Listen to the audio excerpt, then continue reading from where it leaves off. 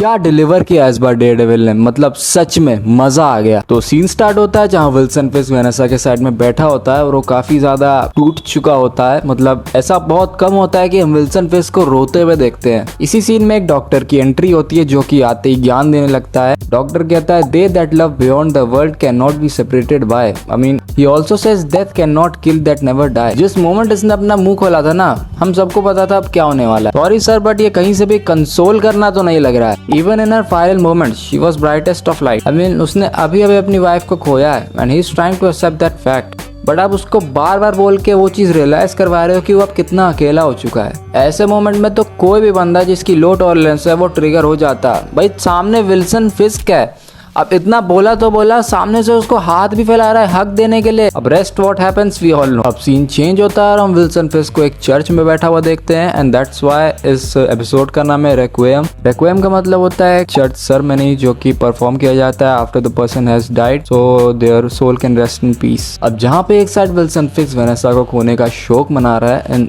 Beautifully हमें transition करके दिखाया जाता है ऑन द अदर हैंड कैसे डेयरडेविल ने बुलसाई को बचा लिया है और वो अपने उसी हाइड आउट पे लेके चला जाता है जहाँ पे वो और केरन काफी टाइम से रह रहे हैं। साथ ही साथ एवीटीएफ के बंदे भी अपने काम पे लगे हुए हैं, वो उन सारे वेपन्स को अनलोड कर रहे हैं जो कि विल्सन फिस्क ने मॉर्निंग स्टार पे मंगवाए थे एंड इवेंचुअली ये सारे वेपन्स चार्ल्स के लिए थे। और इसी बीच हमें एक बहुत प्यारी डिटेलिंग और दिखाई जाती है जिसमें विल्सन चर्च के बाहर निकल रहा है और दरवाजे पे पूरा व्हाइट लाइट ग्लो हो रहा है, विच मीन्स कि अब वो सेम विल्सन फिस्क नहीं रहा जो वेनेसा के साथ हुआ करता था। देन सीन कट होता है और हमें बच्ची को एक घर में खेलते हुए देखते हैं जिसके घर के बाहर कुछ लोग आ चुके हैं गन्स लेके और वो अटैक की प्लानिंग कर रहे हैं। तो जैसे ही वो अंदर एंटर होने वाले होते हैं तो हमें एक औरत को देखते हैं बाहर निकलते हुए जो कि इवेंचुअली उनसे फाइट करने के लिए जा रही है। तो उस लेडी के बाहर निकलने से पहले ही वो लोग एक हैंड ग्रेनेड अंदर फेंक देते हैं जिसमें बीपिंग चल रही है और उसको बच्ची ने उठा लिया अपना टॉय समझ के, वो इधर उधर खेली जा रही है और बाहर फाइटिंग सीक्वेंस चल रहा है। हमें नहीं दिखाया जाता है वो, बस हमें विंडोज के थ्रू दिखाया जाता है कि कैसे वो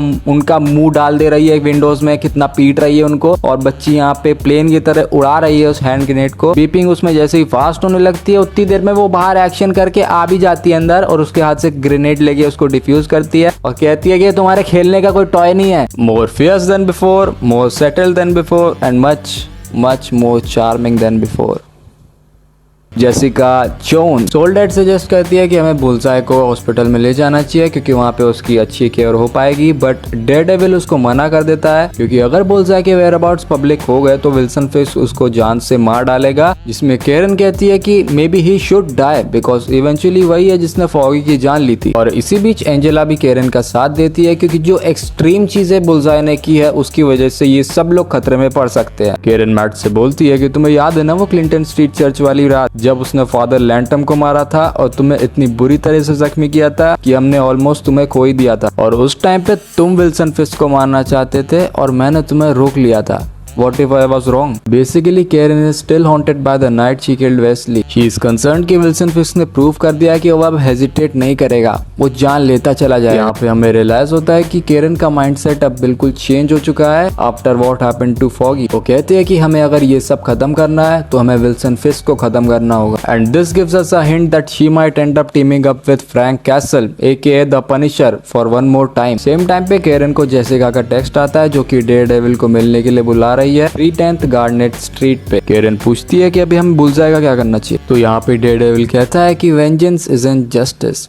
और यहाँ पे मैट के फेस को देख के हमें पता चलता है कि वो कितना ज्यादा थक चुका है सब चीजों से, बट स्टिल उसकी आंखों में होप है। एक सीन में हम देखते हैं सारे ऑफिशियल्स कैसे सिटी हॉल में इकट्ठा होते हैं वेनेसा के फ्यूनरल के लिए और वहाँ पे गवर्नर कहती है कि अब कैसे विल्सन और ज्यादा मिनेंसिंग हो जाएगा वेनेसा को खोने के बाद। इवन वी कुड सेंस कि कैसे वेनेसा विल्सन को एक लिमिट तक बांध के रखती थी बिकॉज कहीं ना कहीं he felt complete and he cared about their future together. That's why he was always under line to keep Vanessa safe, but now not he will only step out of the line, he will erase it. Sorry थोड़ा सा setup change हो गया, I hope you don't mind. On the other side हम BB को देखते हैं trying to get along with Daniel. I mean how do you even have guts to not only just stand in the same room with him but also trying to talk to him after what you did earlier. मुझे तो ऐसा लगा अभी तक ये underground हो गई होगी। Anyways she tries to get along with Daniel क्योंकि आज डैनियल का बर्थडे है और वो पूछती है कि आज के क्या प्लान्स है, क्या आज हम रात में डिनर पे जा रहे हैं या फिर कुछ और। डैनियल साफ साफ उसको अवॉइड करने का ट्राई करता है। तो इन दी एंड डैनियल कहता है कि मैं अपनी माँ के घर जाऊंगा जो कि स्टैटन आइलैंड में रहती हैं। तो हियर बीबी सेज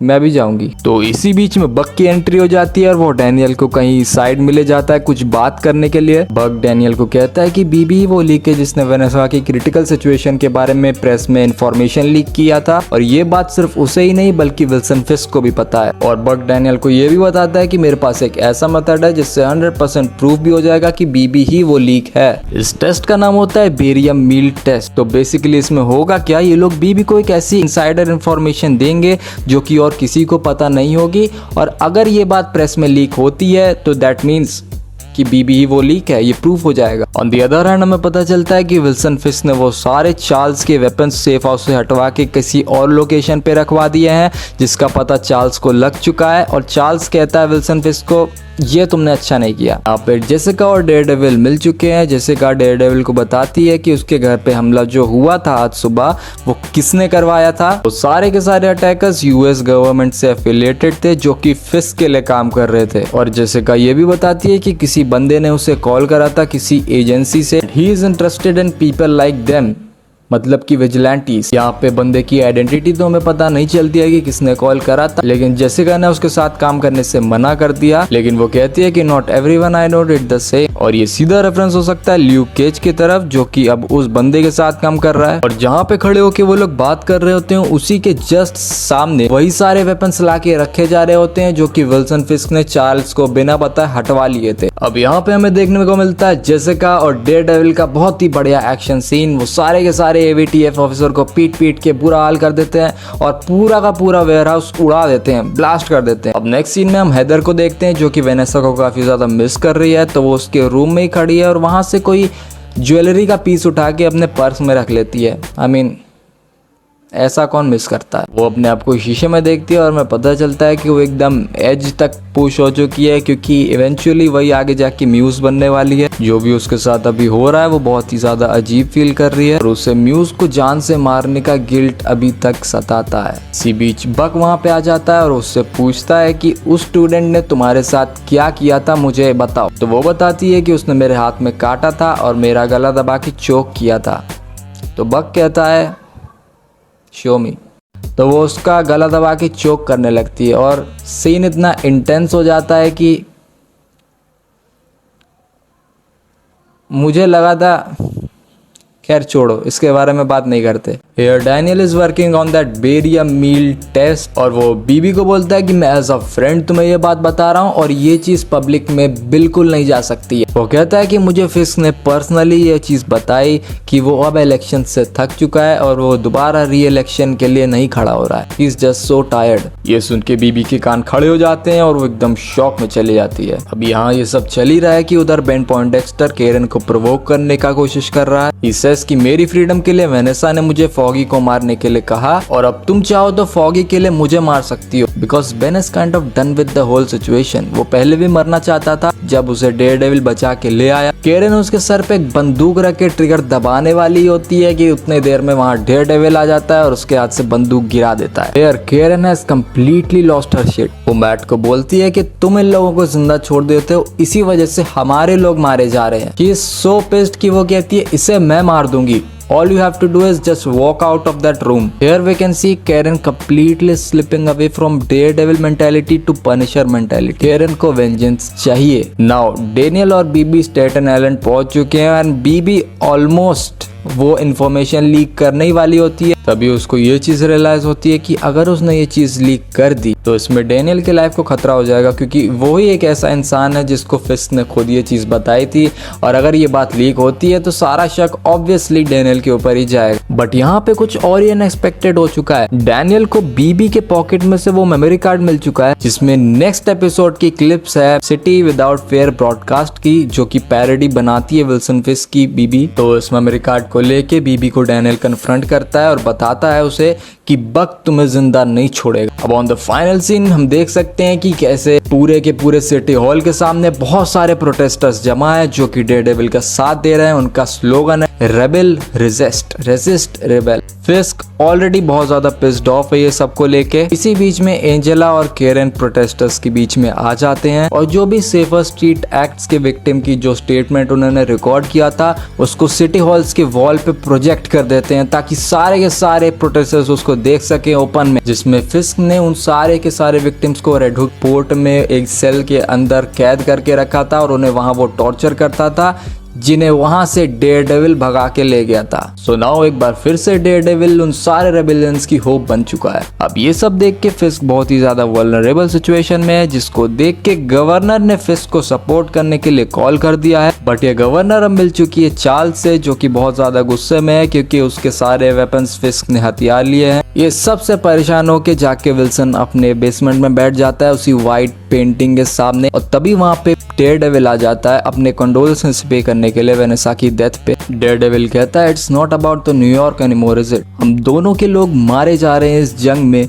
तो बेहतर यही होगा कि तुम भी न्यूयॉर्क छोड़ दो और मैं भी न्यूयॉर्क छोड़ देता हूँ। बाहर बक को पता चल चुका है कि सॉन्डर्स ही वो लीक है जो सारे के सारे एवीटीएफ की इंफॉर्मेशन जाके डेयरडेविल और केरन को देता था, तो वो ये बात पॉवेल को बता देता है और पॉवेल उसी समय पे सॉन्डर्स को एग्जीक्यूट कर देता है और अपने साथ ही एवीटीएफ वालों को बता देता है कि प्रोटेस्टर्स ने सॉन्डर्स को मार दिया है। तो अब यहाँ पे मारामारी चालू हो जाती, पूरा मारामारी का माहौल है। यहाँ पे डेयरडेविल को उठा के फिस्क ने अपनी पेंटिंग के ऊपर फेंक दिया है, पेंटिंग पूरी फट चुकी है। यहाँ पे दोनों की बहुत बढ़िया फाइट हो रही है, एब्सोल्यूट सिनेमा। इतने टाइम के बाद 1v1 देखने को मिला है फिस्क और डेयरडेविल का, भाई पैसा वसूल, मजा आ गया। यहाँ पे एवीटीएफ और प्रोटेस्टर्स की हाथापाई चल रही है। उसी बीच में जावी को चोट लग जाती है, उसके सर से खून बहने लगता है और उसी भागम भाग में केरन का कवर रिवील हो चुका है, उसकी विग सर से उतर जाती है। I mean Karen, you have to be more careful. अगर इतनी ज्यादा वांटेड सिचुएशन चली रही है तो विग क्यों पहनना है,